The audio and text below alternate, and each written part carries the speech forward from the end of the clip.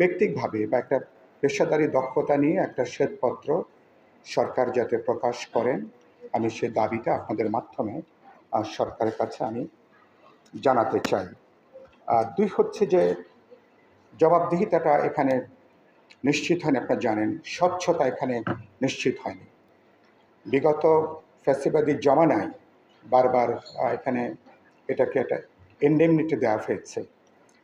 এই খাতের চুক্তিগুলো নিয়ে নাগরিকরা কোনো আদালতের শরণাপন্ন হতে পারবেন না, আমরা কোনো বিচার চাইতে পারবো না। ফলে এই যে দায়মুক্তির যে বিধান, আমি আশা করতে চাই এর সরকারে নিশ্চয়ই দায়মুক্তির এই বিধানের পথে তারা হাঁটবেন না।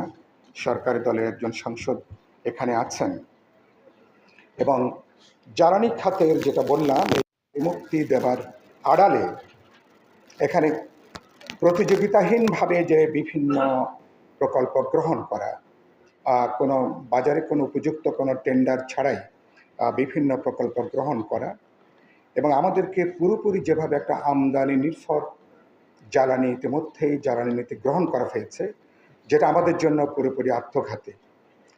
সুতরাং সরকার যদি সে পথে হাঁটতে না চান, আর তাহলে সরকারের উচিত হবে এ ব্যাপারে শুরু থেকেই এই শ্বেতপত্র প্রকাশ থেকে শুরু করে আগের সরকার এক্ষেত্রে যা যা করেছে তার অনেকগুলো কাজ প্রথম দিন থেকে সেটাকে বর্জন করা।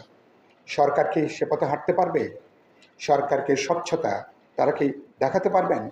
তারা কি এই খাতের যাবতীয় দায় মুক্তি দেবার যে সংস্কৃতি, সেখান থেকে সরকার কি বেরোতে পারবেন? জবাবদিহিতা তারা কি নিশ্চিত করতে পারবেন? নাগরিক হিসাবে এই দাবিটা আজকে আমাদের জোরালোভাবে সমস্ত জায়গা থেকে এটাকে উত্থাপন করাটা দরকার।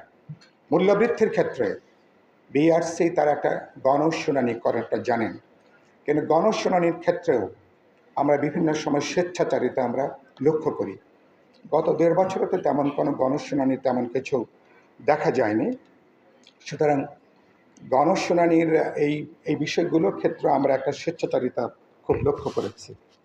আর সরকারের জন্য গুরুত্বপূর্ণ নীতি নির্ধারণী জায়গাটা হচ্ছে আমদানি নির্ভর জ্বালানি নীতি থেকে আমরা নিজেরা কিভাবে আমাদের জাতীয় সক্ষমতা, আমাদের জাতীয় দক্ষতা এটা আমরা বৃদ্ধি করতে পারি। বিএনপির নতুন সরকার যদি সে পথে হাঁটতে চান, তারা যদি পারেন, এটা হয়তো সময় লাগবে, কিন্তু নীতি হিসাবে যে তারা যদি এটা ঘোষণা করতে পারেন যে আমরা ক্রমান্বয়ে জ্বালানি নির্ভরতা কমিয়ে আমদানি নির্ভরতা কমিয়ে আনব এবং জাতীয় সংস্থা বাপেক্সের মতন, আমাদের পেট্রো বাংলার মতন সংস্থাগুলোর সক্ষমতা বৃদ্ধি করে এবং আমাদের এখানে মানে স্থলভাগে বা অবসরে আমাদের এখানে তেল গ্যাসের যে বিশাল সম্ভাবনা আছে, সেটাকে জাতীয় সক্ষমতা বৃদ্ধি করে আমরা সেটাকে উত্তোলন করব। আমি মনে করি সরকারের জন্য একটা উপযুক্ত যাত্রা হতে পারে। সরকার কোন পথে হাঁটবে আগামী 1 মাস কদিন পার হয়েছে, আগামী 2 মাসে সরকারের এই লক্ষণটা মোটামুটি স্পষ্ট হবে বলে আমার ধারণা। সরকার উচিত হবে এ ব্যাপারে, সংসদ এখন আছে, যিনি এখন জ্বালানি মন্ত্রীর দায়িত্বে আছেন তিনি আগেও এই মন্ত্রণালয়ের দায়িত্বে ছিলেন বিএনপি যখন ক্ষমতায় ছিল। আমি আশা করি এ ব্যাপারে তারা একটা নীতি নির্ধারণী অবস্থান তারা গ্রহণ করবেন, তাহলে সরকারের প্রতি মানুষ একটা আস্থাবোধের জায়গাটা রাখতে পারবে। কিন্তু ডামাডোলের মধ্য দিয়ে তারা যদি পুরনো পথ অনুসরণ করেন, তাহলে কিন্তু আমরা বিপজ্জনক একটা যাত্রা হয়তো আমরা শুরু করব। 2 হচ্ছে যে আমাদের এখানে বিকল্পের ক্ষেত্রে সবাই এখানে আমরা ইতিমধ্যেই তেল গ্যাস কমিটি থেকে আমরা বারবার করে বলেছিলাম, আপনারাও নাগরিক সমাজের বিভিন্ন অংশ থেকে ক্যাবের পক্ষ থেকে আপনারা বলেছিলেন যে আমরা আমাদের এখানে বিকল্প জ্বালানি উৎস আমরা তৈরি করতে পারি কিনা। সেদিক থেকে নবায়নযোগ্য জ্বালানির যে আলোচনাটা, এটা বললে অনেকে চমকে ওঠেন।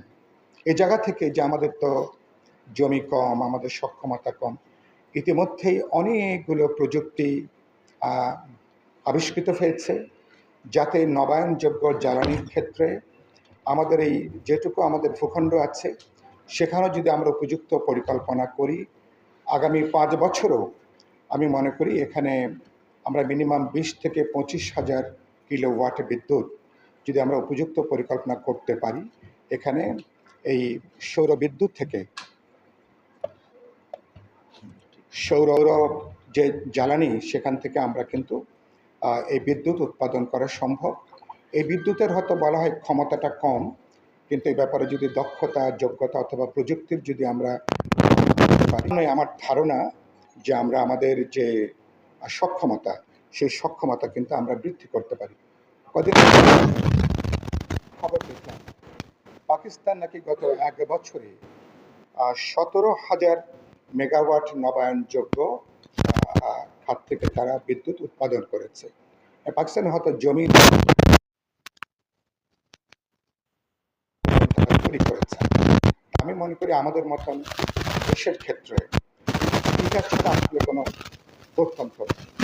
ফলে সেই জায়গাটার ব্যাপারে সরকার যদি প্রথম দিন থেকেই যদি এ ব্যাপারে উদ্যোগ গ্রহণ করেন, এবং আমি মনে করি আমাদের সব কিছু সরকারি উদ্যোগে যেমন হতে পারে, আবার বেশ কিছু আমাদের বেসরকারি যারা এন্টারপ্রেনাররা যাদেরকে আমরা রেন্টাল এবং কুইক রেন্টালে যাদেরকে অনুমতি দিয়ে বছরে প্রায় 50 থেকে 60,000 কোটি টাকা আমাদের ভর্তুকির দায়ভার আমাদেরকে বহন করতে হয়েছে, সেই জায়গা থেকে বেরিয়ে এসে তাদেরকে যদি খানিকটা প্রণোদনা যোগানো যায় নবায়নযোগ্য, এই ক্ষেত্রে আমরা কিন্তু একটা ধারা আমি মনে করি এটাকে তৈরি করা সম্ভব।